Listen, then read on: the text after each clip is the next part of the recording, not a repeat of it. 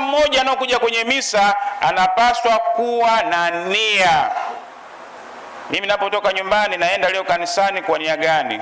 Kumshukuru Mwenyezi Mungu, kumuomba Mwenyezi Mungu, kushangilia timu yetu si imefanya vizuri, kuku wangu leo ametaga mayai mengi. Unapokuja lazima uje na nia.